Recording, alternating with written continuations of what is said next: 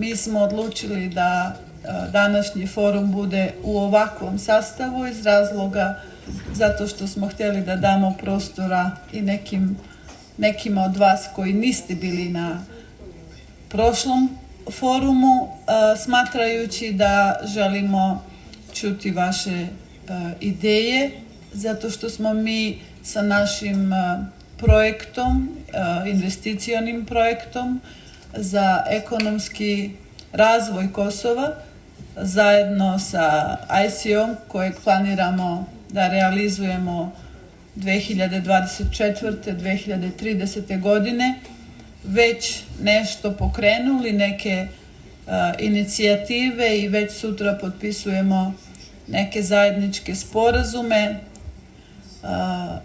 u Mitrovici, u Prizrenu, ali današnji forum biće fokusiran na rad svih nas, na rad svih vas koji delujete u vašim opštinama i šta mi možemo u kraćem vremenskom periodu da pomognemo svim zajednicama kako bi se na pravi način integrisali u sve sfere kosovskog društva. Lično sam zadovoljna načinom funkcionisanja sa ICO-om, ipak je ovo veliki projekat, pilot projekat. Prvi su ovi naši sporazumi ili memorandumi koje planiramo da realizujemo iduće godine, ali itekako su nam važna vaša mišljenja, vaše ideje.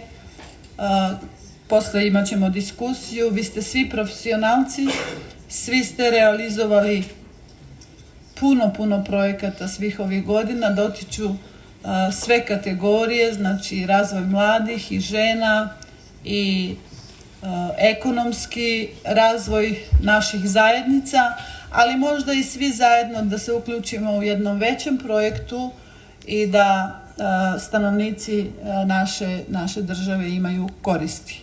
U tom smislu ja ću se kasnije uključiti zato što je moj tim zajedno sa vama radio na strategiji foruma, kako bi on izgledao i kako bismo mi pratili, mi kao vlada i ICO i investitori, i pronašli najbolji mogući način da realizujemo sve te naše zajedničke projekte, a da svi imaju korist. Ja ću dati reč mom prijatelju, gospodinu Jamesu Holmesu, generalnom sekretaru ICO kancelarije u Londonu, da vam se obrati, da vas pozdravi i da nam ukratko kaže o našim budućim planiranim aktivnostima. I would like to begin by thanking the Deputy Prime Minister and her team for all their work and all their commitment. And to be absolutely clear that we would not be here if it was not for the drive and the determination and the vision of the Deputy Prime Minister to work with all communities and to build bridges with all communities in Kosovo, particularly the non-majority communities. So Deputy Prime Minister, I commend you. Thank you for all the work that you do and have done to bring us to this point. So I will briefly, for those of you who do not know ICO, and many of you I have met before, but for those that I have not, ICO is London-based. We are an international, non-aligned NGO. We work here, we work in the Middle East, we work in Cyprus, and we work in Cameroon. And in each of the places we work, we invest in and get involved in communities. We work on education projects. We work on economic revitalization projects. We work with political leaders of all persuasions. And we particularly work with non-majority communities. And that is the area of our focus. So for those of you who I've not met before, it's very good to see you. For those of you who have met before, nice to see you again. So I want to begin by reminding ourselves as to why we're here, why this forum has been created by the Deputy Prime Minister. And then I want to talk about the progress so far, and then I want to talk about the next steps. So there are lots of initiatives that are underway, and I want to brief you on those this morning, but there is always a lot more to do. To remind ourselves, the purpose of this forum is to give the opportunity for you as community leaders to have your say at the heart of government. And I know there are other ways of doing it, but the forum is one way of doing it. An opportunity for you to be able to speak to ministers who are here today, who are at the last forum, who will be at future forum meetings, and to share your ideas, your policies, your priorities, and to make sure that they are heard right at the heart of government. And this is the vision of the Deputy Prime Minister, and we're very proud and excited to be part of that. The purpose of our role and our support, because you lead this, the purpose of our role and our support is to help you present those initiatives, those ideas, those policy ideas in the best way possible. To do that, the process needs to be data-driven. It needs to be evidence-based. It needs to be the result of research, the result of evidence, the result of meetings. All of those things will produce the best possible results for you and your communities to present to ministers at this forum and in other places as well. Now, you know the priorities of your communities, you know the needs of your communities, but the purpose of this process is with our help, is to really identify the precise needs and the ways to address those needs. So it's not just more jobs for your community, it's how many more jobs are needed in your community. It's not just more school places, it's how many school places are needed in your community. Not just investment in heritage and culture, but where and how should that investment in heritage and culture be made?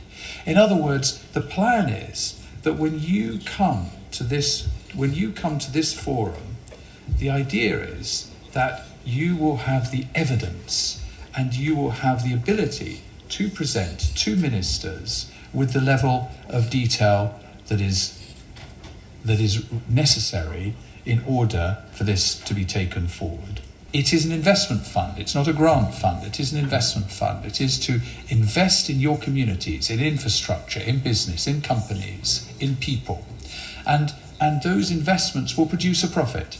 And the profit that comes to the fund will be reinvested as grants. So there will be grants as phase 2 of this, and phase 1 is for there to be investment. So let me tell you the progress so far. This is what we've done. Since our meeting in January, number 1, we have had many meetings, 30 to 40 meetings, to understand the needs and to develop the responses and plans. Meetings with many of the communities, lasting many hours up and down the country, talking to you about your communities, about your needs. And if we haven't seen you yet, we will be. Our on-the-ground team, led by Fidan, will be meeting anybody who they haven't already met. Since our forum meeting in January, we've had at least 30 or 40 meetings. This is not a planned action, we've already done it. We have commissioned surveys. We have commissioned surveys to do an in-depth analysis and detailed reports on your communities. You know what your needs are, but the purpose of the in-depth reports is to get as much detail as we can on those needs. And it's not some external organisation coming from abroad. It's a Kosovo organisation that has been working with communities already, developing really detailed reports. And some of those will be presented to you this morning. And they're needed to develop the right ideas, the right policies, so that those ideas and policies are evidence-based. So this is not a planned action. It's not a planned activity. We've already done it, and you'll be hearing about it this morning. That's number 2. Number 3, since our meeting in January, we have signed an agreement with the University of Massachusetts in America. Why have we done that? Because they have a specialism in local government, local governance, economic revitalization, local policies. So we're going to draw on their good practice. We're going to ask them to help us develop strategies and to develop ideas. This is not a planned action. We've done it. We've signed it. So that has happened since January 2, and that is number 3. is that as part of the launch, we are making small investments in 3 small businesses. They are pilots. They are just pilots. They are just examples. And we have learnt a lot by doing that. We've learnt a lot about the process, about the due diligence, about the workings of business people here in Kosovo. So we have learnt a lot. And before we leave this week, those 3 agreements will be signed in the presence of the Deputy Prime Minister as pilot projects, as early stage examples. The due diligence is complete. The offer is complete. The acceptance is complete. The contracts are drafted. And the only reason we haven't signed them yet is because we want to do it this week with our partner, with our chairperson, the Deputy Prime Minister, the chairperson of this forum.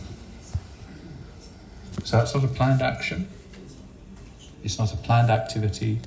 It's done. And that is number 8. Number 9 is that the next round of investments has already been identified in the agriculture and food sector. And this is in partnership with the Deputy Prime Minister and her team, who have worked very hard to find those right investments, to find those right opportunities, where the Deputy Prime Minister knows jobs will be created, economic opportunity will be created, and the Deputy Prime Minister and her team have done that work, and we're very grateful to you. And that will result, if those investments go ahead, that will result in 27 million euros of commitment to those companies identified by the Deputy Prime Minister as being the ones who will create the jobs and create the economic opportunity in your communities now and going forward into the future. And I heard from one of my team that these investments would create potentially 1,300 new jobs. There's a lot of work to be done, but that's the aim. That's where we're aiming. And that's the first set of 1,300 jobs in your community. These opportunities are for everybody in Kosovo. They are for all the communities in Kosovo, but with a particular emphasis on the non-majority communities. So we're really excited that we will be signing framework agreements on this trip with those companies so that we begin the journey with them, which could lead to a significant investment of $27 million. I'm sorry.